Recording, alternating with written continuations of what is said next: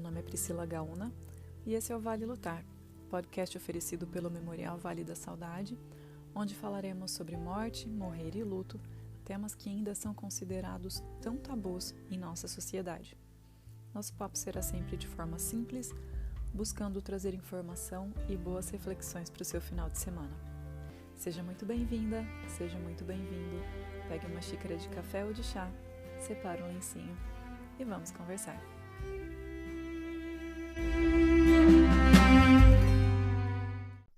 Nos episódios anteriores, falamos sobre o conceito de luto antecipatório e também sobre como essa situação, que é tão delicada, pode, em alguns casos, ser considerada uma oportunidade para ressignificar essa vivência. Hoje, quero falar mais especificamente sobre o cuidador. Na verdade, vou falar muito sobre a cuidadora, já que quando a família não dispõe de recursos para pagar uma pessoa, um profissional cuidador, o cuidado do paciente em fase final da vida é feito, na maioria das vezes, pelas mulheres da família. E isso se deve ao fato de que, de forma geral, é reservado à mulher o papel de cuidado, já que esta seria uma função considerada pela sociedade como naturalmente, entre aspas, feminina. Quando chega o momento de cuidar de um ente querido que recebeu o diagnóstico que sua doença é grave e potencialmente fatal, a vida da cuidadora pode virar de cabeça para baixo.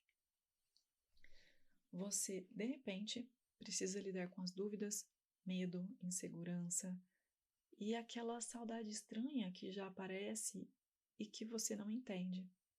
E ainda, além de tudo, cuidar.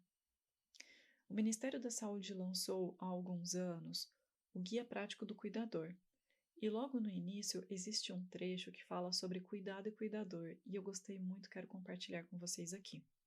O trecho é o seguinte: cuidado significa atenção, precaução, cautela, dedicação, carinho, encargo e responsabilidade.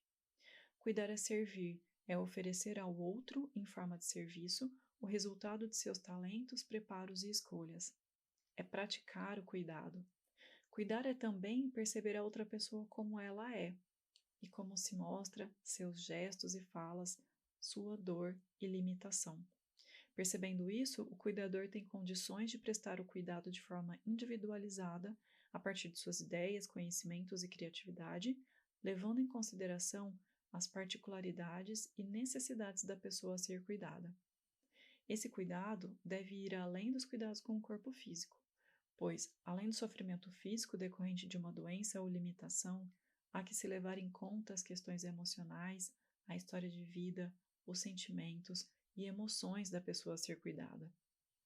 Para quem tiver interesse, o link deste guia estará disponível na descrição do episódio.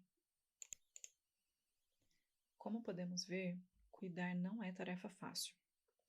Pode ser que você precise reorganizar a sua vida completamente.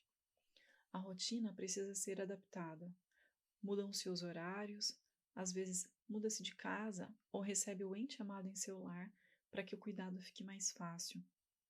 Em determinadas situações, pode ser que você precise se adaptar à ausência figurativa do paciente, seja porque ele já não tem condições intelectuais de relembrar histórias, de saber quem você é, não consegue se comunicar, ou então uma pessoa que já está vivendo em uma situação de inconsciência. Então, o cuidado é necessário, mas essa distância pode machucar. Estruturar essa nova realidade pode ser muito difícil, e aqui podemos falar que sim, pode ser emocionalmente, psicologicamente, fisicamente e financeiramente difícil também. Sendo assim, essa vivência pode ser causadora de muita angústia, ansiedade, muito medo. Durante esse processo, você vai percebendo que, tendo a percepção da finitude e da morte que se aproxima dessa pessoa que você ama, alguns sonhos precisarão ser abandonados, ao menos da forma como eram idealizados antes. Você pode precisar tomar algumas decisões difíceis, principalmente se você é uma cuidadora que não tem suporte de outros. Você pode, por exemplo, decidir que não tem mais condições de conciliar cuidado com seu trabalho ou seu estudo. Você pode precisar estar ali para cuidar ao invés de apresentação de sua criança na escola. E quando percebe, você abriu mão de diversas coisas para poder melhor cuidar. Os sentimentos podem se tornar muito intensos nesse período. Pode ser mais comum o choro, a sensação de tristeza, se perceber mais irritada que o normal, se sentir sozinha e desamparada. Você também pode se sentir frustrada e com raiva, né? Por perceber que teve que deixar toda a sua vida de lado em favor do cuidado. E quando esse cuidado é feito por somente uma pessoa, ela pode se sentir extremamente sozinha e sobrecarregada, e isso é até frequente. Muitas vezes a pessoa não encontra tempo para cuidados mínimos, né? Como ter horário de se alimentar, de que essa alimentação seja de qualidade, porque às vezes come o que dá, o que é mais fácil, o que é mais rápido. Também pode ter dificuldade em encontrar um tempo para tomar um banho, né? Ou para ter uma noite de sono de qualidade. Então, podem existir aqui sentimentos muito ambivalentes, né? De querer que a pessoa seja curada e também ou de, tendo a noção da impossibilidade dessa cura, desejar a morte do paciente, para que possa haver o descanso, e aqui a gente pode pensar no descanso de ambos, né? E esses sentimentos todos podem acontecer ao mesmo tempo, tá? Como eu disse, além de intensos, eles podem ser muito ambíguos. Então, você pode oscilar aí entre aceitar e negar a situação. E pode, inclusive, chegar a se culpar quando percebe que de alguma forma se conformou com a situação. Ou quando percebe que de alguma forma você deseja que a pessoa descanse, porque sabe o quanto está sendo doloroso e cansativo.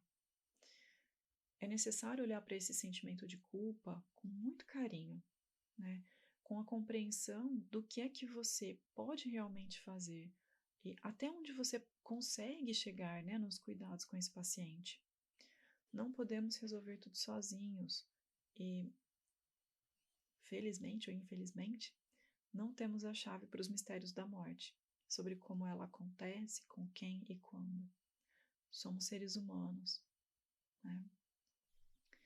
E aí, no meio de tudo isso, você pode olhar para si e notar que está vivendo no limite, né? Pode se perceber vivendo em profunda angústia, medo, desencadeando crises de ansiedade, né? Como eu disse, se percebendo mais irritada, cansada, se sentindo culpada, se sentindo sozinha. E pode sentir que sozinha não está conseguindo lidar com tanto. É imperativo que se cuide.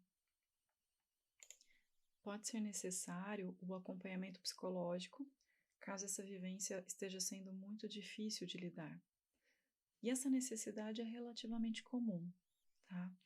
Algumas vivências da cuidadora, algumas experiências podem ser traumáticas. Não se sinta culpada por sentir que precisa de cuidados. Cuidar do outro demanda cuidar de si também. Então, vida social, relacionamentos, amizades, trabalho, muitos aspectos da vida podem ser deixados de lado.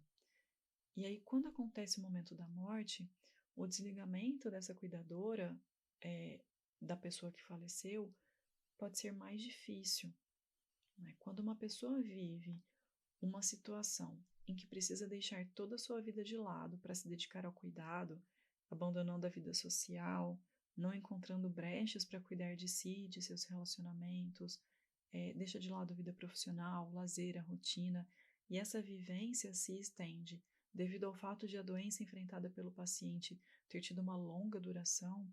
Isso pode gerar uma maior dificuldade da cuidadora, né, em se desligar do seu ente amado, e também do papel que ela desempenha até então. Ao deixar sua própria vida de lado por tanto tempo, ela pode não se reconhecer mais. Isso pode gerar maiores dificuldades, né, em lidar com o luto que é desencadeado após a morte da pessoa amada. Por isso eu busco reforçar aqui.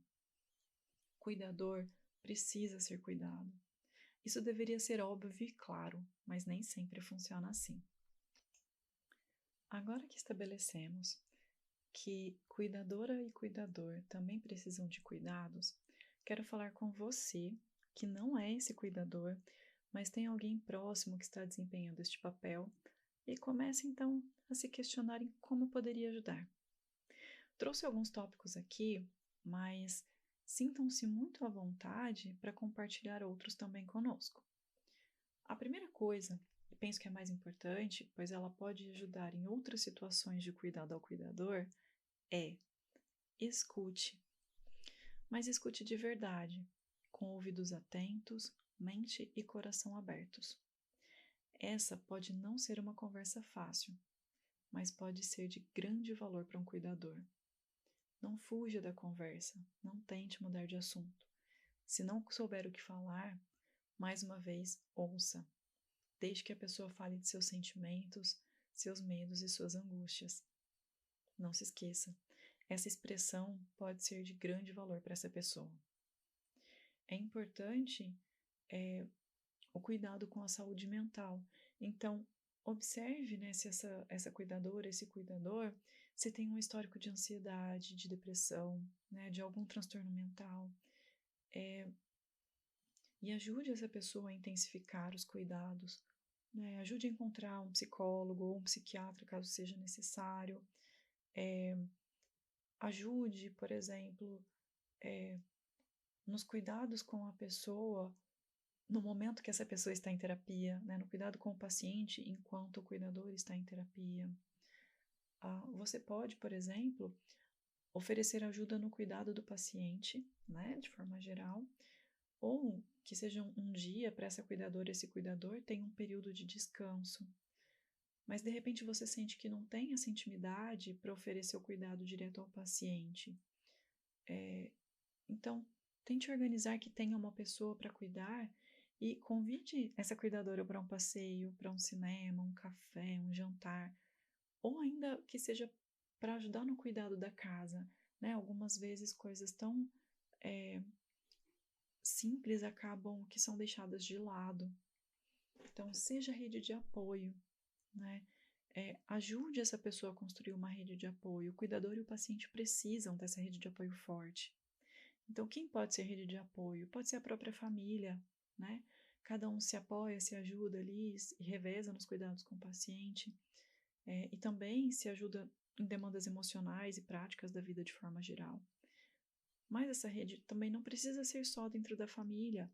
Pode ser encontrada nos amigos, na própria comunidade, né? Um vizinho, um conhecido, que de alguma forma tem uma proximidade, a comunidade espiritual ou religiosa, né? Se você tem algumas outras dicas, passe para a gente. Penso que é muito importante que esse cuidador, essa cuidadora sejam cuidados para que ela consiga desempenhar o seu papel da melhor forma. Eu sei que a tarefa do cuidado pode ser árdua e muito longa, mas sabemos também que ela pode ser repleta de amor e de significados.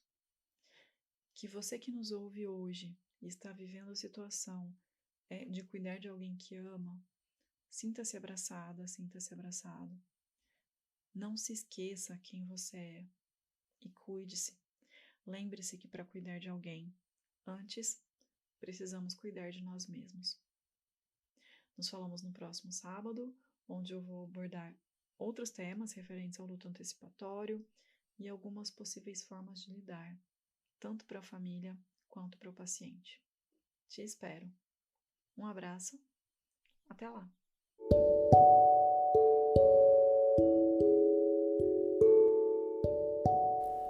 Podcast Vale Lutar. Aqui morte, morrer e luto são assuntos naturais.